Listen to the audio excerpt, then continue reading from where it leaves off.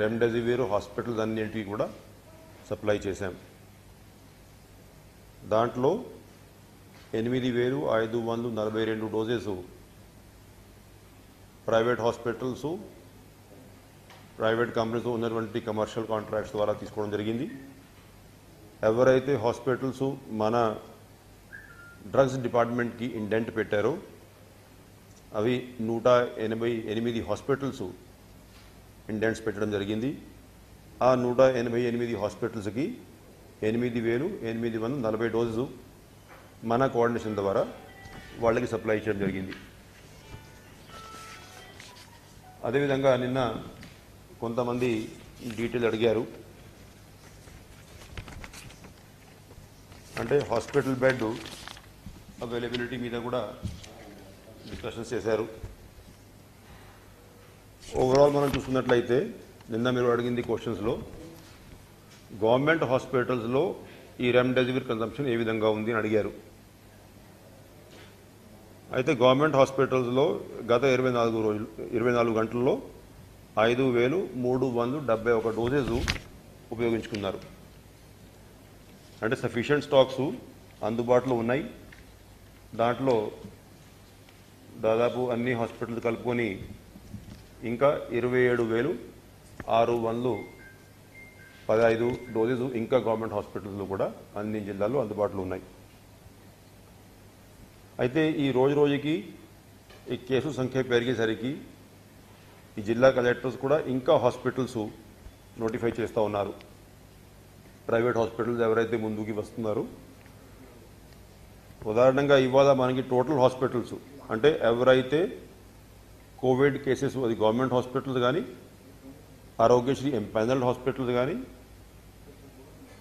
ఒక short term తాత్కాలికంగా ఒక 3 నెలలకి ఎవరైతే కోవిడ్ కోసం టెంపరీ ఎంపానల్మెంట్ తీసుకున్నారో వాళ్ళు కానీ, లేకపోతే పూర్తిగా ప్రైవేట్ హాస్పిటల్స్ ప్రైవేట్ పేషెంట్స్కి ట్రీట్ చేస్తున్నటువంటి హాస్పిటల్స్ కానీ మొత్తం కలిపి ఇవాళ 551 హాస్పిటల్స్ కోవిడ్ కేసెస్కి ట్రీట్మెంట్ ఇస్తూ ఉన్నారు.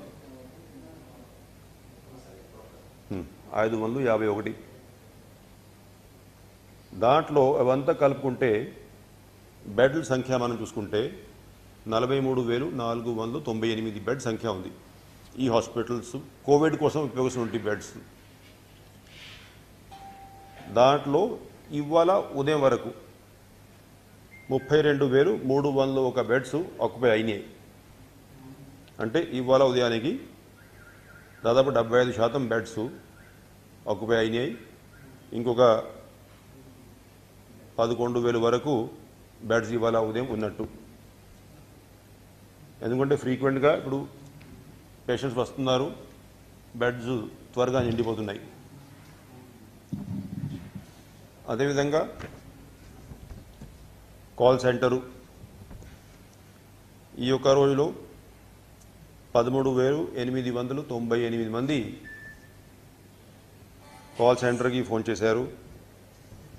దాంట్లో ఎక్కువ రిక్వెస్ట్ ఉన్నటువంటి కోవిడ్ టెస్టుల కోసం 3,356 మంది, వివిధ రకాల ఇన్ఫర్మేషన్ కోసము 3,359 మంది, హాస్పిటల్ అడ్మిషన్ కోసము 3,004 మంది, టెస్ట్ రిజల్ట్స్ కోసము 2,677 మంది. ఇంతమంది ఫోన్ చేయడం జరిగింది. ఇంకా ఆక్సిజన్ ఇష్యూకి వస్తే ఇవాళ నిన్నటి మీద కూడా కొంచెం ఎక్కువ 443 టన్నులు లిక్విడ్ ఆక్సిజన్ మనం సప్లై చేయడం జరిగింది. దాదాపు గత 4 రోజుల నుంచి మీరు చూస్తున్నారు 410, మళ్ళీ 420, మళ్ళీ 430, ఇవాళ 443 టన్నులు మనం డ్రా చేసి హాస్పిటల్స్ అన్నింటికి సప్లై చేశాం. ఇంకా గవర్నమెంట్ ఆఫ్ ఇండియాని కూడా కోరుకోవడం జరిగింది. అంటే మాకు ఉన్నటువంటి ఏదైతే అలొకేషన్ ఉందో అది ఇంకా కొంచెం పెంచుకోవాల్సిన అవసరం ఉంది. కేసుల సంఖ్య పెరిగాయి కాబట్టి ఇవాళ సాయంత్రం 7:30కి గవర్నమెంట్ ఆఫ్ ఇండియాతో ఈ ఆంధ్ర, తెలంగాణ, తమిళనాడు, కర్ణాటక ఈ రాష్ట్రాలు ఒక 3-4 రాష్ట్రాలు పెట్టారు. ఆ 3-4 రాష్ట్రాలతో సాయంత్రం వీడియో కాన్ఫరెన్స్ నిర్వహించి రివైజ్ అలొకేషన్ ఎంత కోటా ఇస్తారో, ఏ స్టీల్ ప్లాంట్ నుంచి ఎంత కోటా ఉంటుందో ఇవన్నీ కూడా ఇవాళ సాయంత్రం ఫైనల్ అయ్యేటువంటి అవకాశాలు ఉన్నాయి. మీరందరూ కూడా చూసి ఉంటారు. నిన్న కూడా కొంతమంది అడిగారు, అంటే మనం ఏమైనా ట్యాంకర్సు ఆక్సిజన్ మనకి ఒరిస్సా నుంచి కూడా ఆక్సిజన్ సప్లై ఉంది కాబట్టి ఏమైనా ఎయిర్ లిఫ్ట్ చేసి ఉంటే అవకాశాలు ఉన్నాయా అంటే రేపు ప్రెస్ కాన్ఫరెన్స్లో ఈ వివరాలు తెలియజేస్తానని నిన్న చెప్పడం జరిగింది. అయితే 2 ట్యాంకర్లు మనం ఇవాళ విజయవాడ నుంచి ఎయిర్ లిఫ్ట్ చేసి, అంటే మొత్తం 50 మెట్రిక్ టన్నుల కెపాసిటీ ఏదైతే ఒరిస్సాలో అంగుల్ ప్లాంట్లో ఆక్సిజన్ మనకి అలొకేట్ అయి ఉందో దానికోసం మనం 1 వే ఎయిర్ లిఫ్టింగ్ జరిగింది. అంటే ఈ tankers only 1 side air lifting ఉంటుంది. అక్కడ నుంచి లిక్విడ్ ఆక్సిజన్ తీసుకున్నప్పుడు మళ్ళీ ఇంకా రివర్స్లో ఎయిర్ లిఫ్టింగ్ ఉండదు.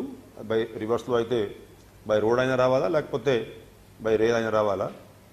సో ఇవాళ మనం 2 ట్యాంకర్స్ లిఫ్ట్ చేసాం. ఇంకా ఎల్లుండికి మళ్ళీ ట్యాంకర్స్ లిఫ్ట్ చేయడానికి మనం ఏర్పాట్లు చేస్తూ ఉన్నాం. అంటే ఇవాళ ఈ 2 ట్యాంకర్ లిఫ్ట్ చేసి రిటర్న్లో మన ఎక్స్పీరియన్స్ ఏ విధంగా ఉంది, మొత్తానికి టైం ఏ విధంగా పడుతూ ఉంది, ఈ రిటర్న్లో ఒకవేళ రైల్వే రేక్లో వస్తే ఇంకా టైం సేవ్ అయ్యే అవకాశాలు ఉన్నాయా లేదా అది పరిశీలిస్తున్నాం. ఒకవేళ ఇంకా ఫర్దర్గా టైం సేవ్ చేసేటువంటి పరిస్థితి కనపడితే ఇంకా అది కూడా ఏర్పాట్లు చేసుకుంటాం. ఓవరాల్ మనం గత 5-6 రోజులు మీరు చూసుకుంటే ఆక్సిజన్ ట్రాన్స్పోర్టేషన్లో మనం చేసినటువంటి ఏర్పాట్లు అంటే టోటల్ ఇప్పటి వరకు మనం 8 ట్యాంకర్లు నైట్రోజన్ నుంచి ఆక్సిజన్ సప్లైకి మార్చుకోవడం జరిగింది. మొత్తం కలిపి మనం 64 ట్యాంకర్లు ఇప్పుడు ఉపయోగిస్తూ ఉన్నాం ఈ ట్రాన్స్పోర్టేషన్ కోసం. అదేవిధంగా ఈ 2 సిఎన్జి వెహికల్స్ ఏదైతే గవర్నమెంట్ ఆఫ్ ఇండియా ఆదేశాల మేరకు ఐఓసిఎల్ కంపెనీ వాళ్ళు కన్వర్ట్ చేస్తూ ఉన్నారు, ఆ వెహికల్స్ ఇంకా మనకి రావాల్సి ఉంది. బహుశా రేపు కల్లా ఈ 2 వెహికల్స్ వస్తే అది కూడా ఇంకా దాదాపు ఒక 20-25 టన్నులు కెపాసిటీ పెరిగేటువంటి అవకాశం ఉంది. సో మొత్తానికి అంటే ఏ సోర్స్ అయితే అందుబాటులో ఉందో అన్ని రకాలు ఏర్పాట్లు మనం చేసుకుంటున్నాం. ప్రత్యేకంగా ఇవాళ మనం సాయంత్రం నుంచి ఏదైతే డాక్టర్స్ రిజిస్టర్ అయి ఉన్నారు 104లో వస్తున్నటువంటి కాల్స్ టెలికన్సల్టేషన్ కోసము మొత్తం కలిపి ఇప్పుడు మనకి 2668 డాక్టర్లు రిజిస్టర్ అయి ఉన్నారు. అయితే నిన్నటి వరకు అయితే వాళ్ళు వస్తున్నటువంటి కాల్స్ ఏదైతే టెలికన్సల్టేషన్ కోసం ఉన్నాయో వీటికి రిడ్రెసలు, ఫోన్లు తీసుకోవడము, ఫోన్లో గైడెన్స్ ఇవ్వడము ఇవన్నీ చేసుకుంటున్నారు. అయితే సర్ప్లస్ టైం కూడా ఉంది కాబట్టి ఇప్పుడు మనం హోమ్ ఐసోలేషన్లో ఎవరైతే ఉన్నారో వాళ్ళందరికీ ఫోన్లు చేసి వాళ్ళ ఆరోగ్య పరిస్థితి ఏ విధంగా ఉంది కనుక్కోవాలి అనేది నేను మీకు నిన్న ఇన్ఫర్మేషన్ ఇచ్చాను. అయితే ఆ కార్యక్రమం ఇవాళ సాయంత్రం నుంచి మనం ప్రారంభిస్తున్నాం.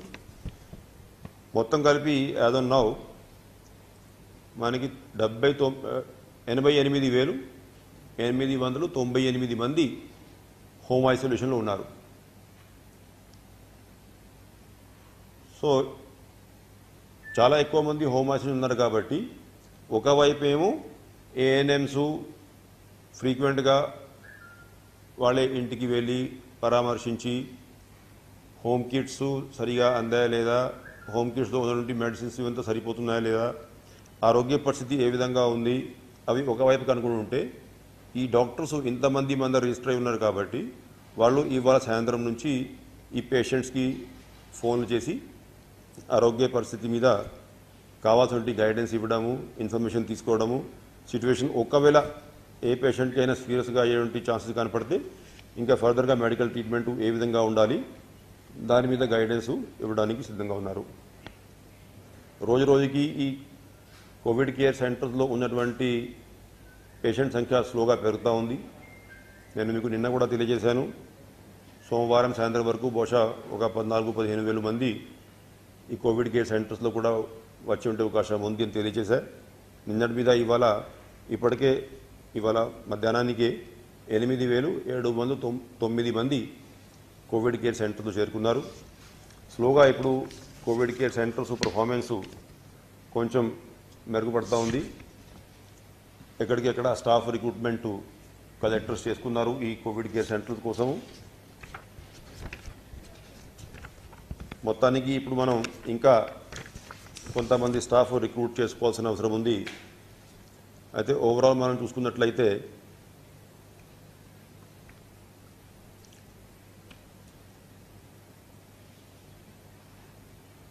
అంటే ఓవరాల్ 65% స్టాఫ్, అంటే దీంట్లో డేటా హెడ్ వైజ్ లేదనుకోండి, ఓవరాల్ 65% స్టాఫ్ అప్రాక్సిమేట్లీ రిక్రూట్ అయినట్లు కలెక్టర్స్ తెలియజేశారు.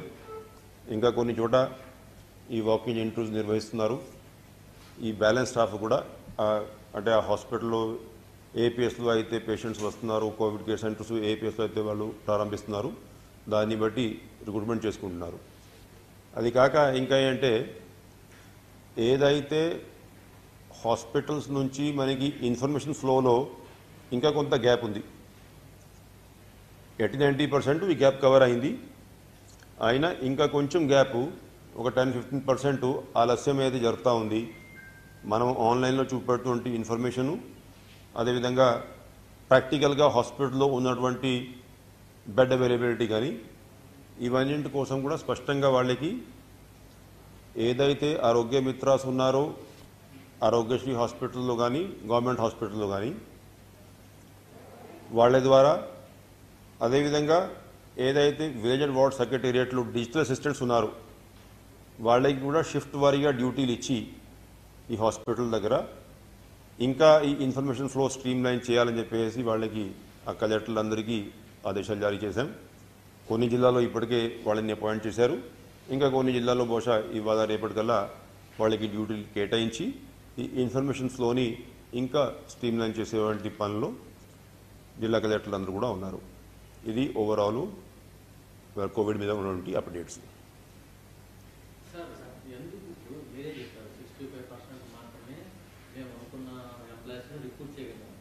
గతంలో ఉన్నదానికి ఇప్పుడున్న దానికి ఏంటంటే చాలా 50% పైగా ఎంప్లాయీస్ తగ్గిపోయారు. అంటే మేజర్ వాళ్ళకి శాలరీస్ తక్కువ ఉండడం, ప్రైవేట్ వాళ్ళు ఎక్కువ.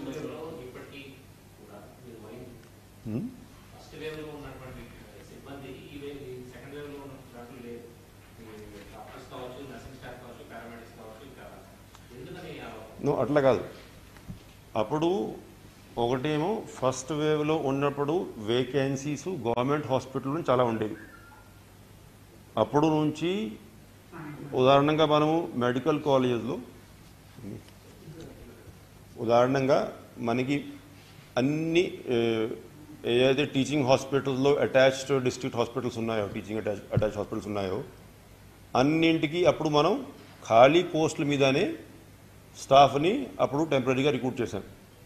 అది ఇప్పుడు ఏమైంది, చాలామంది ఆఫ్టర్ పర్మనెంట్ రిక్రూట్మెంట్స్ జరుగుతూ ఉన్నాయి కాబట్టి పర్మనెంట్ రిక్రూట్ అయిపోయారు మన దగ్గరనే. సో ఇది ఏదో లాస్ట్ టైం మీద రెస్పాన్స్ మరీ తక్కువ ఉంది కాదు. బోళ్ళంత మంది పర్మనెంట్, టోటల్లో 9,800 మనం పర్మనెంట్ రిక్రూట్మెంట్ చేశాం అప్పటి నుంచి ఇప్పటికే. సో చాలామంది పర్మనెంట్ రిక్రూట్మెంట్లో ఎంగేజ్ అయ్యారు మన దగ్గరనే. ఆ స్టాఫ్ అదనపుగా ఆల్రెడీ అవైలబుల్.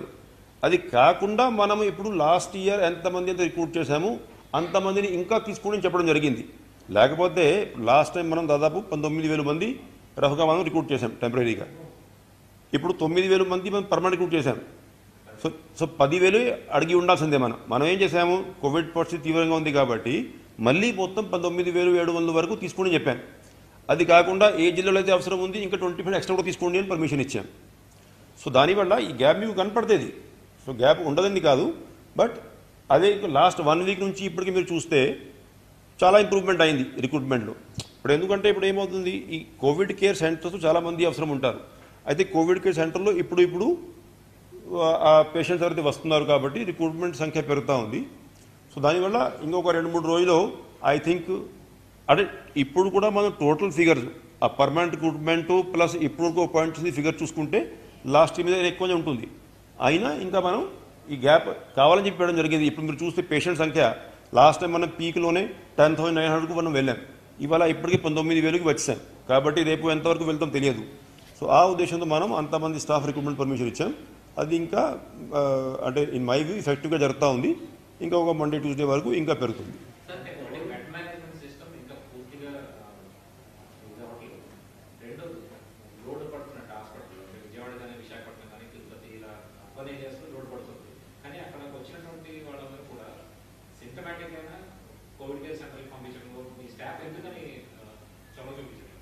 నో అట్లా ఇప్పుడు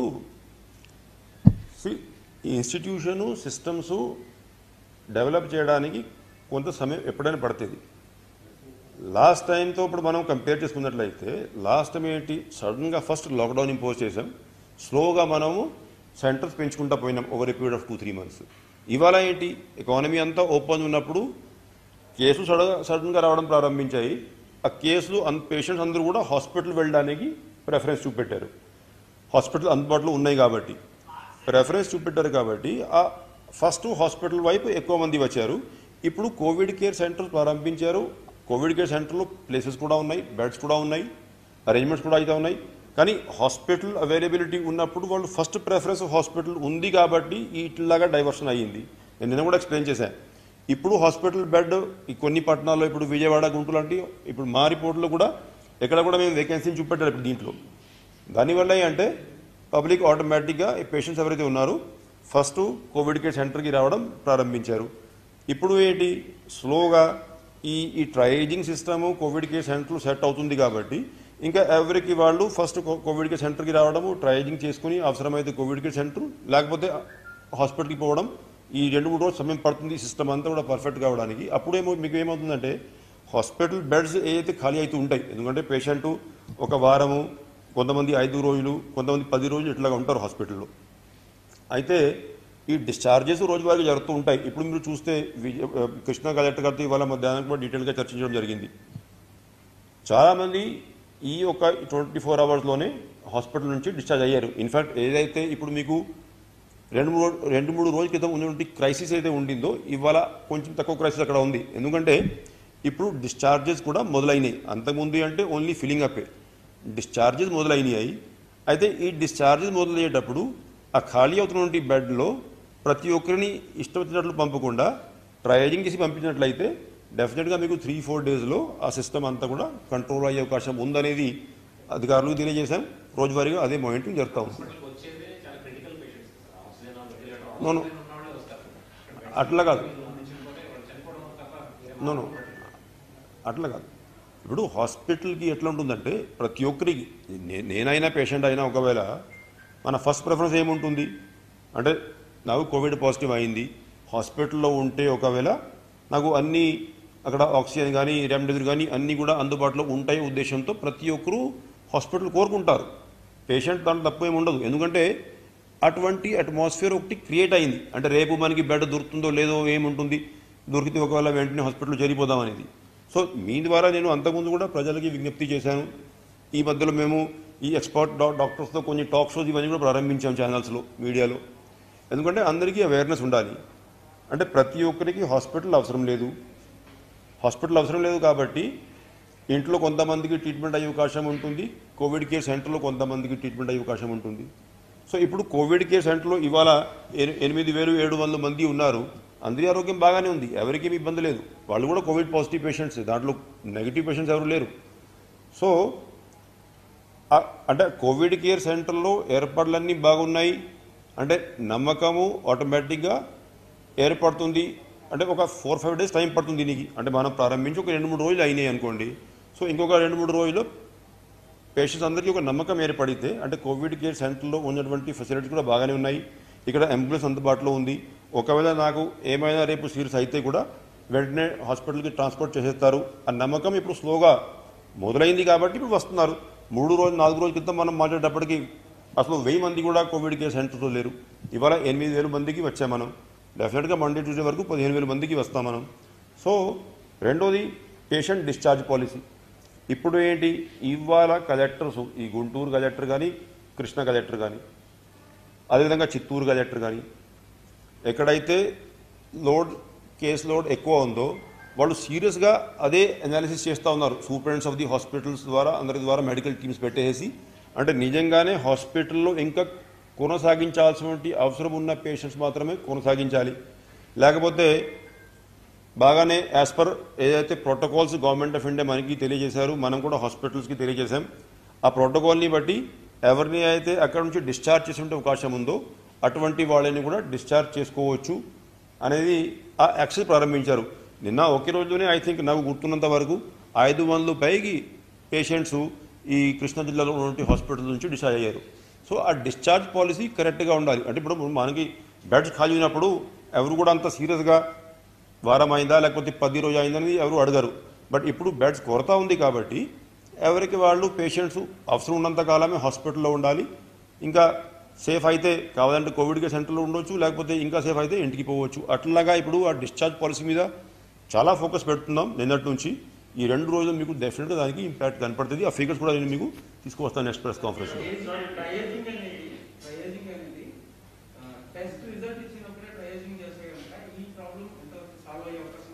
ఉంది, ఎస్. దానివల్ల ఇప్పుడు మీరు చూస్తారు కదా, ఇది నేను మీకు ఏదో హామీ ఇస్తున్నాను, 2-3 రోజుల్లో కోవిడ్ కేర్ సెంటర్ దగ్గరనే టెస్టింగ్ చేసేసి ట్రయేజింగ్ చేసేసి అక్కడే ప్రాబ్లం అంతా సెటిల్ చేసి అవసరం ఉన్న వాళ్ళని హాస్పిటల్కి మాత్రం పంపించాలనేది నిన్న నైట్ కలెక్టర్కి ఇన్స్ట్రక్షన్ ఇచ్చాము. ఏ ఇన్స్ట్రక్షన్ అయినా పరిస్థితిని బట్టి మనం అమలు చేస్తాం కాబట్టి ఒక 2-3 టైం మీరు కూడా ఇవ్వాల్సిన అవసరం ఉంది. ఎలాగైనా నేను ఇప్పుడు రోజువారీగా మీ ముందుకు వస్తున్నాను కాబట్టి 2 రోజుల తర్వాత నేను వచ్చేటప్పుడు మీకు ఇన్ఫర్మేషన్ ఇస్తాను. కోవిడ్ కేర్ సెంటర్లో ఎంతమందికి ట్రయేజింగ్ అయింది, ఎంతమంది దాని మూలన హాస్పిటల్లో చేరారు, ఎంతమంది కోవిడ్ కేర్ సెంటర్లో కంటిన్యూ అయ్యారో ఇన్ఫర్మేషన్ తీసుకొస్తాను.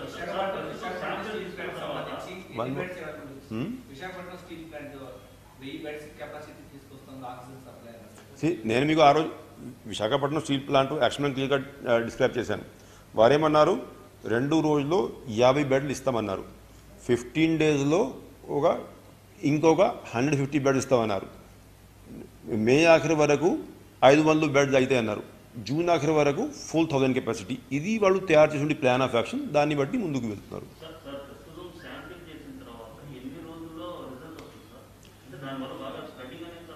నో, ఇప్పుడు మీరు ఒక వారం క్రితం ఉన్నటువంటి మీరే ఎంక్వైరీ చేసుకోండి. వారం క్రితం ఉన్నటువంటి పరిస్థితి యాజ్ ఇట్ ఈస్గా ఇవాళ కొనసాగుతుందా, లేకపోతే దాంట్లో బాగా మార్పు ఉంది? ఇప్పుడు కూడా కొంచెం టైం పడుతూ ఉంది. టైం పడలేదు నేను అనట్లేదు, కానీ అంతకుముందు మీరందరూ అన్నారు 3 రోజులు 4 రోజులు 5 రోజులు పడుతున్నాయి అనేది. ఇవాళ ఎక్కడ కూడా చాలా జిల్లాలో ఇప్పటికే 24 hours 30 hours ప్రారంభించారు. కొన్ని జిల్లాలో ఇంకా ఒక 2 days వరకు కూడా పడుతూ ఉంది. అది నో, అది కరెక్ట్ కాదు.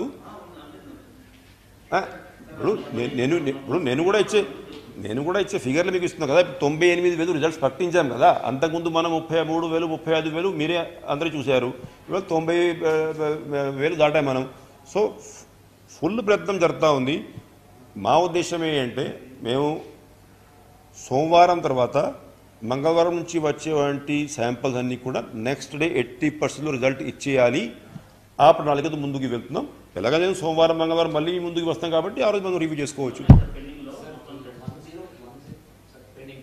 అంటే ఇవాళ ఉదయం మేము మా command and control room data అంతా సమీక్షిస్తే అప్పటికి అంటే నిన్న వచ్చినటువంటి శాంపిల్స్తో కలుపుకుంటే 1,30,000 ఉండింది.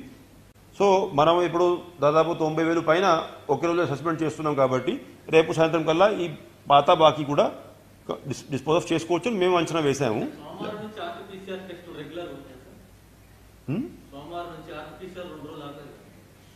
ఆర్టీపీసీఆర్ మేము ఆపలేదు. మేమేం చెప్పామంటే ఆర్టీపీసీఆర్ ఆపడం కాదు.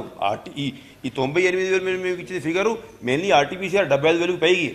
కాకపోతే అంటే మేమేమన్నామంటే ఇప్పుడు ల్యాబ్లో ఒక లిమిటెడ్ కెపాసిటీ ఉంటుంది. సపోజింగ్ ఒక ల్యాబ్ 5,000 కెపాసిటీ ఉందనుకోండి. నేను ఆ ల్యాబ్లో ఇప్పటికీ నా దగ్గర 15,000 శాంపిల్స్ ఉంటే నేను తీసుకువచ్చి ఇంకా 10,000 పెడితే ప్రయోజనం ఎవరికి? దానివల్ల ఫలితం ఎవరికి లేదు. కాబట్టి ఏం చెప్పామంటే ఈ బ్యాక్లాగ్ క్లియర్ చేసుకుంటా పోండి యాజ్ ఇట్ ఈస్గా ఆర్టీపీసీఆర్. ఈలోగా కొత్త టెస్టులు అయితే ఉన్నాయో ఆ 2 రోజులు, ఎందుకంటే బ్యాక్లాగ్ ఏదో ఒక రోజు నేను మొత్తం క్లియర్ చేయకపోతే బ్యాలెన్స్ ఈ 3 days బ్యాక్లాగ్ కంటిన్యూస్గా ఇట్లనే ఉంటుంది. ఇవాళ వచ్చింది ఆఫ్టర్ 4 days, రేపు వచ్చింది ఆఫ్టర్ మళ్ళీ 4 days, ఇట్లా పోతూ ఉంటుంది. కాబట్టి మనం ఏం చెప్పామంటే వాళ్ళకి బ్యాక్లాగు మొత్తం 2 రోజులు పూర్తి చేయండి. ఈ 2 రోజుల్లో ఉన్నటువంటి శాంపిల్, ఎందుకంటే మన రాష్ట్రంలో మనం ఎక్కడ కూడా ర్యాపిడ్ టెస్ట్ అన్ని రాష్ట్రాల్లో ర్యాపిడ్ టెస్ట్ చేసుకుంటున్నారు ఈ క్రైసిస్లో ఎక్కువ. అయితే మనం ఏం చెప్పామంటే ఓవరాల్ 1,00,000 లేకపోతే 1,50,000 ఎన్ని అయితే అవసరం ఉంటాయో అన్ని ర్యాపిడ్ టెస్ట్ చేసుకోండి ఈ 2 రోజులు. కొత్త వచ్చేవి మనం ర్యాపిడ్ టెస్ట్ చేసుకుంటే ఈ పాతవి అన్నీ కూడా ల్యాబ్లో క్లియర్ అవుతుంది బ్యాక్లాగ్. ఆ ధీమాతో నేను మీకు చెప్తా ఉన్నాను. అంటే సోమవారం వరకు ఏది కూడా బ్యాక్లాగ్ ఉండదు కాబట్టి అప్పటి నుంచి వచ్చినట్లు మనం ఆర్టీపీసీఆర్ మన ల్యాబ్లో మళ్ళీ నిర్వహిస్తూ పోవచ్చు.